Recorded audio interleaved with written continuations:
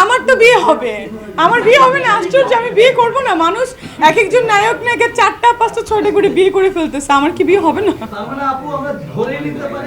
আমার তো বিয়ে হবে, আমি রিসেন্টলি বিয়ে করব, 1 বছরের মধ্যেই বিয়ে করব, এটা সত্য কথা।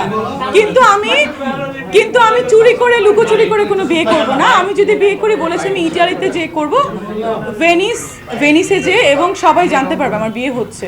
আমি লুকায় লুকায় ঝাপায় এভাবে বিয়ে করব না। ভাই বিয়ে তো আল্লাহর হাতে, সৃষ্টিকর্তার হাতে না? তো বিয়ে যদি আমিও চাই, সাপোজ আমি বা সাকিব চাচ্ছি বিয়ে করতে, না হলে তখন আপনি কি করবেন? তাহলে তো 17 সাল থেকে আজকে 24 সাল হয়ে যেত তো বিয়ে। সুপারস্টার বিয়ে করবো কিনা সেটাও আমি জানি না, কারণ সুপারস্টার বিয়ে করা খুব মানে ঝামেলা। আমি সালমান খানকে আমি খুব পছন্দ করি, এখন আমি কি সালমান খানের বউ হতে পারবো?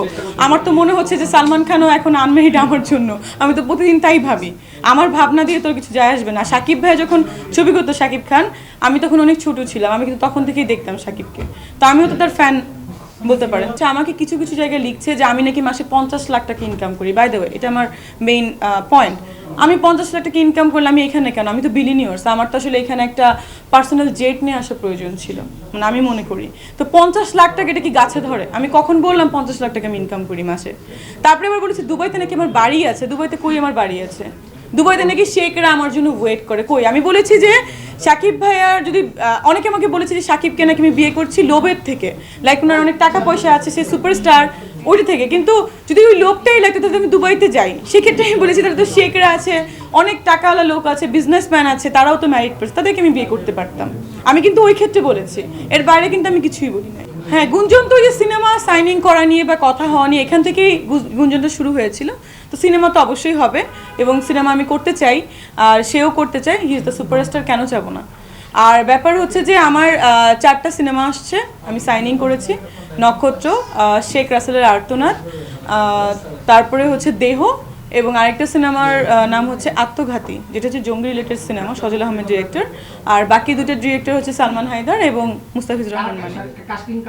কাস্টিংয়ে একটাতে সবাই আছে, অপু দিদি আছে, আমার খুবই পছন্দের দিদি, সে আছেন। মৌসুমী আপু আছেন, আমার খুবই পছন্দের আপু, সে আছেন। তারপরে হচ্ছে আরিফিন শুভ ভাই আছেন, যাকে আমি খুবই পছন্দ করি। মানে ওই শেখ রাসেলের আর্তনাদে সব স্টার কাস্টই আছে ওখানে। এই যে শেখ রাসেলের আর্তনাদ, এই বিনা পারিশ্রমিক মানে নিচ্ছি বলেই কিন্তু কন্ট্রোভার্সি ফার্স্ট স্টার্ট হইলো, যে আমি কেন বিনা পারিশ্রমিক নিচ্ছি। কারণ হচ্ছে আমাকে গভর্নমেন্ট থেকে একটা প্লট গিফট করা হবে, বা আমি বিএমডব্লিউ গাড়ি কদিন পরে চলবো, বা মার্সিডিজ চড়বো, বা আমি অনেক টাকা পয়সার মালিক হয়ে যাব। তা বিষয়টা কিন্তু সেটা না। বিষয়টা হচ্ছে যে আমি তখন ওখানে ক্ল্যারিফাই করতে চেয়েছিলাম যে দেখেন, আমার ঢাকা শহরে ফ্ল্যাট আছে, জায়গা আছে, বাংলাদেশে আছে, এবং আমার গাড়িও আছে অলরেডি। তো বিনা পারিশ্রমিকে আমি একমাত্র করছি যে তাদেরকে আমি ভালোবাসি, ওই বঙ্গবন্ধু পরিবারকে আমি রেসপেক্ট করি, ভালোবাসি বলেই এটা আমি বিনা পারিশ্রমিকে করছি। এখান থেকে কি করলো, ক্যাপশনটা এমনভাবে লিখলো যে আমি এই ঘড়ি ওয়াচ, মানে সরি, এই ওয়াচ ইউজ করি, এটা আমার আছে, আমি ওটা আছে। বেসিক্যালি আমি কিন্তু ওইভাবে বলিনি, ঠিক আছে? রোলেক্স তো আমি অনেক আগে থেকে ইউজ করি, শুধু রোলেক্স না, আমি যে শেষ করি রোলেক্স গাড়ি, বিএমডব্লিউ গাড়ি বলেন, জমি বলেন, আমি অনেক আগে থেকে এগুলো ইউজ করি, ঠিক আছে? তারপরে এই যে ড্রেসটা উপরে, সেটাও বোতে গাবে না, তা আপনারা জানবেন, it's a very well known brand. So আমি কিন্তু এরকম কিছু কখনো বলি না।